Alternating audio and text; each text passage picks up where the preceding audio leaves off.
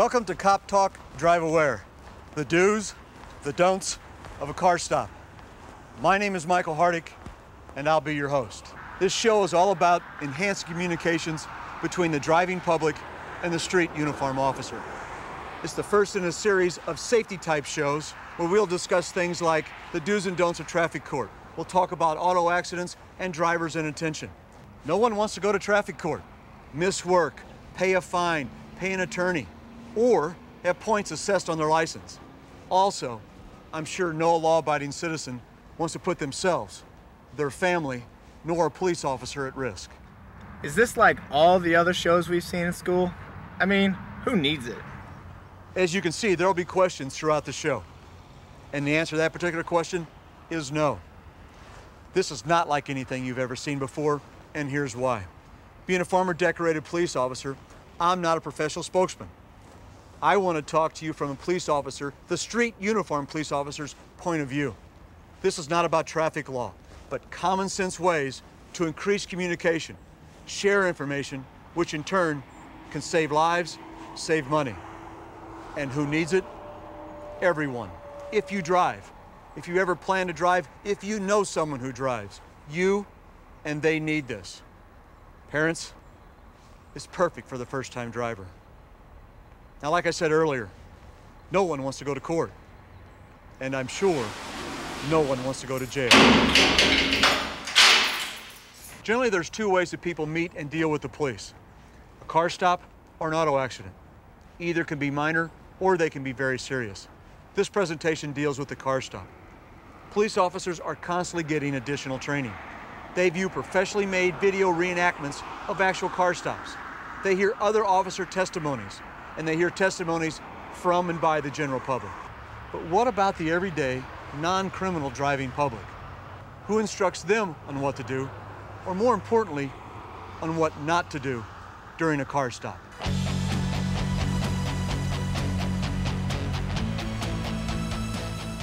I was surprised to learn that drivers weren't being taught on what to do or what not to do during a car stop. Maybe it's one of those things that's supposed to be passed down by parents. From my experience, there's a distinct lack of knowledge and understanding between the street uniform officer and the everyday law-abiding driving public. There must be communication and shared information. I promise you, your safety is always foremost in every officer's mind.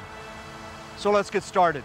And once again, welcome to Cop Talk Drive Aware, the do's and the don'ts of a car stop.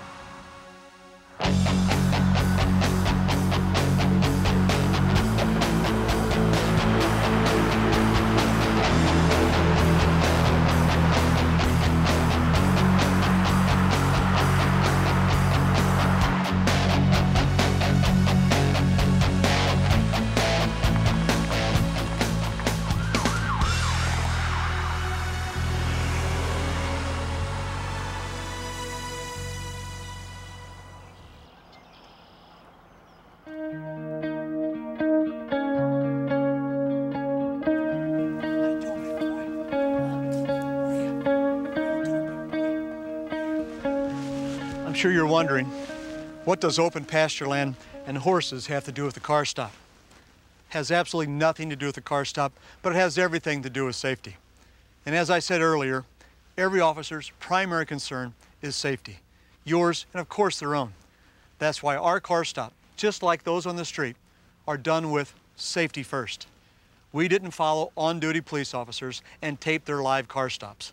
That'd not only be dangerous, but it'd also be very irresponsible. All our car stops were carefully choreographed, again, safety first. And also, for a better perspective, many of the camera angles that you're going to see during this car stop are shot from the police officer's point of view. Okay then, what should you do when you're stopped? It all starts with the officer. So let's first talk about what the officer should do. The officer must take into account where they are when they activate their lights and siren. They must give every driver the opportunity to safely exit the roadway. And please remember that just because the officer has in fact activated his lights and siren, that does not, and let me repeat, that does not automatically give you the right of way. It is still your responsibility to safely exit the roadway. And another thing, Please don't stop in the middle of the road. Driver, exit to the right-hand side of the roadway. And yes, you'd be surprised how many times that happens. Drive aware. Identify your surroundings. Pull your vehicle completely off the roadway. Don't block driveways. Don't block an entrance or an exit to a parking lot. And of course, don't block an intersection. What if you're stopped by a police car that doesn't have any lights on the roof? You know, an unmarked police car. Well, that's a very good question. Now let's say that you are in fact stopped by an unmarked vehicle. Day or night, everything that I've already said still applies. But there is more. There are documented incidents where non-police personnel have put dash-mounted lights and sirens on their vehicle. So we're back to the original premise, and that is safety first. Find the closest populated, well-lit area. If you're close to home, go there. If you're close to the police station or a substation, go there. Now that doesn't mean you can drive 25 miles and leave the officer's jurisdiction. What it does mean is find the closest populated, well-lit area. Now let's say that you do in fact stop your vehicle. The officer responds. He gets out of his vehicle and he's not wearing a uniform. He is plain clothes. You can ask to see the badge. You can ask to see his identification.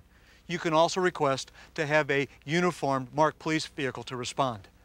Again, we're all about safety, your safety and the officer's safety. And also please remember that every officer must have in his mind at every car stop that it could be his last. Officers must protect themselves with good sound training and procedures. What do you mean? What kind of procedures? Well, the first thing an officer will do, he'll notify his department. He'll give a description of the vehicle, and he'll give them the license information. And he'll also give any kind of description he can of the occupants of the vehicle. 1412 traffic. 1412, go ahead. I'll be eastbound Grand at Magnolia. They now know where he is. They now know what he's doing. And it also gives the dispatcher the opportunity to process the license plate information. There's another reason the officer might not immediately approach your vehicle. His department might have a policy where they don't want him to approach your vehicle until the dispatcher has given back the license information. And they do that for safety. There could be an active warrant, there could be a warrant on the plate, the vehicle, or the owner of the vehicle. Now, before the officer approaches your vehicle, let's talk about some things that you should not do. One, don't exit your vehicle and approach the officer unless instructed. Make no furtive movements. And a furtive movement is defined as doing something by stealth. Don't reach under your seat. Don't reach across the seat. Don't reach to your glove box. And don't reach to the back seat. Now, if you're one of those people who just feels they have to stand outside their vehicle, which I do not recommend, there are two things you should know. One, if you're not alone, have the other person remain in the vehicle, again, unless instructed otherwise by the officer. And two, no matter how cold it is and you want to stand outside, please don't have your hands in your pockets. I assure you, the second the officer exits his vehicle, he's going to ask you to slowly remove your hands from your pockets. And one last thing, don't stand between the vehicles. Don't stand between your vehicle or any other vehicle, and the reason is very simple. It doesn't take a great deal of force at the rear of any stopped vehicle for it to move forward and pin you between the vehicles. This has happened to other citizens, and this has also happened to police officers. So stand off the roadway and not between the vehicles. You've just seen actions from the officer's point of view. You've seen some of those furtive movements. So what are you reaching for? The officer has no idea, and of course, more than likely, you're simply reaching for your driver's license. You're reaching for your registration card or your insurance card. So what should you do? One, wait patiently in your car. Don't make those furtive movements. Turn your engine off. Turn on your emergency flashers. Turn off your radio. If it's night, turn on your dome light. And keep your hands visible. The ideal place, 10-2 position on the steering wheel. Now, when the officer does approach your vehicle, let him initiate the conversation. You may not know why you're being stopped. Of course, it could be a traffic violation. It could be an equipment violation. It may simply be an equipment problem. Or there could be one other thing. Attention District 3, running for robbery. Robbery just occurred. Late model, dark blue, SUV type vehicle. Weapon was displayed, revolver. Unbeknownst to you, and only a few minutes earlier, the officer on his radio received a call about a vehicle similar to yours in description that is wanted for a serious crime. It could be a robbery from another jurisdiction. So let the officer initiate the conversation and answer their questions. I've been stopped a couple times. Never got a ticket, but why do they ask if I know why they're stopping me? There are a couple reasons. First, they want to see if you're aware of doing anything wrong. Second, they want to give you the opportunity to tell the truth. And yes, honesty always is the best policy. Now, after the initial conversation, and if you're not immediately released, the officer will take your driver's license, he'll take your registration and maybe even your insurance card. He'll go back to his vehicle, contact the dispatcher, and have them further process that information. 1412, there's no warrant on your subject. 2 prior traffic plates issued to the vehicle. If everything you've told him is correct, there are no active wants or warrants on either you, the vehicle, or the plate, he then has to decide if in fact you're going to get a ticket for the reason you were stopped. Now, it's important to remember that while the officer is back in his vehicle getting additional information, the do's and the don'ts of a car stop still apply. Continue to wait patiently in your car. Keep your hands visible and make no furtive movements. Now let's say you've done everything correctly. The officer returns to your vehicle, you've answered all the questions, and the officer advises you that you are in fact going to get a ticket. Now, over a period of time, I assure you, most officers have heard every excuse. They've heard running late. I didn't know it was illegal. There aren't any signs. I just moved here, so I'm not familiar with the area. Hey, I always drive like this. Just keeping up with the traffic. And my favorite, why are you stopping me? Didn't you see the other cars? Don't you have something more important to do? I'm sure you talk to other officers, they're going to tell you the same thing. Most people talk themselves into tickets, not out of them. So what do you do when you know you're going to get a ticket? Even if you don't agree with the officer, there really is no more discussion. Don't argue. The decision has been made. But you do have other options, as there might be legitimate excuses or circumstances. Now go ahead and sign the ticket. It is not an admission of guilt. Let me repeat that. It's not an admission of guilt. It's only a receipt with your promise to appear in court at an appointed date and time. The written ticket also gives you information, as I'm sure the officer will, about how to plead guilty and to pay the fine without going to court. Now, most departments will seize your driver's license in lieu of bail, unless you're from out of state. Now, if in fact your driver's license is seized in lieu of bail, the copy of your ticket acts as your driver's license. Now, you just heard me say your driver's license is seized in lieu of bail. That means it's at the officer's discretion to issue a ticket on the street and release you, or take you to jail. If he takes you to jail, you'll be handcuffed. Department policy. You'll be fingerprinted, you'll be photographed, and you'll be booked for the traffic offense. Hey, wait a minute. You're telling me that I could go to jail for a traffic ticket? Yes, you could go to jail for a traffic ticket. A ticket's a form of an arrest. And like I said earlier, it's at the officer's discretion to either issue a ticket and release you on the street, or to take you to jail where you'd be booked for the traffic offense. Now, being booked for a traffic offense is not normal procedure. But if the officer, for some reason, believes you may not show up for court, then the officer always has booking as an option.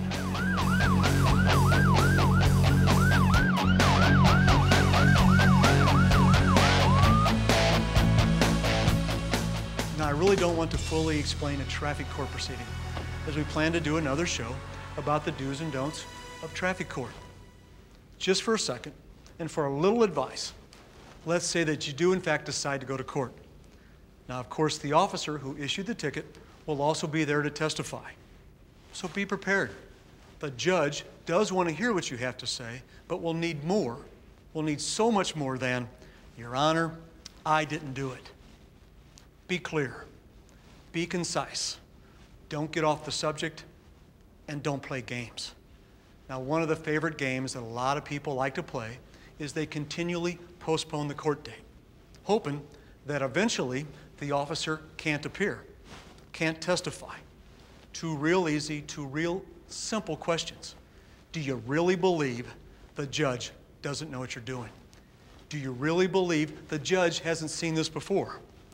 So, if in fact you plan this approach, always remember one thing, one important thing. It's the judge, not the officer, who sets the fine. And I assure you, Judges don't want anyone wasting the court's time. So now you've seen and you've heard some do's and don'ts of car stops. You've been given some courtroom advice, but somehow that just doesn't seem to be enough. That doesn't seem to be nearly enough. I think you need more. I think you need to also be aware of what the officer doesn't see, to see the effect of what the officer doesn't see. So keep in mind something that I said earlier in the show. An officer's first, an officer's only mistake could be their last.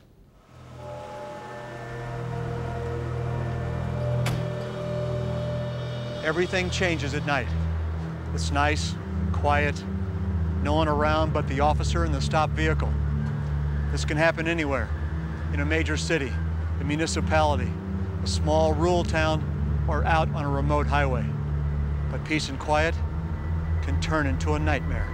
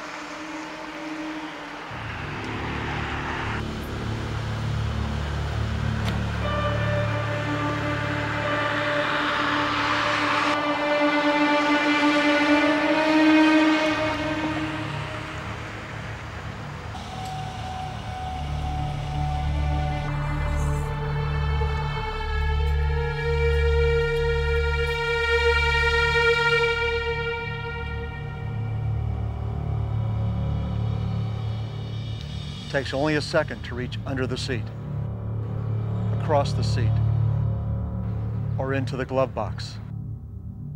But these seemingly innocent movements appear menacing to an officer, especially at night.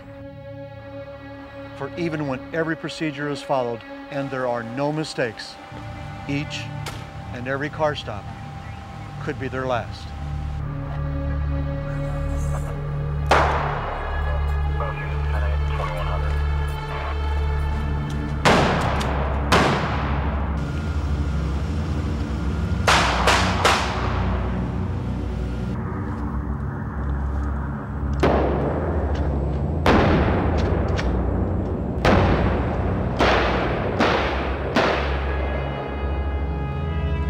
Now you've seen more. You've seen from a police officer's point of view. You have more information, which I hope will translate into better communication with the street uniform officer. And of course, give you a better understanding of the do's and don'ts of a car stop. I'm sure you also realize there is no way that we could ever show or identify every car stop scenario.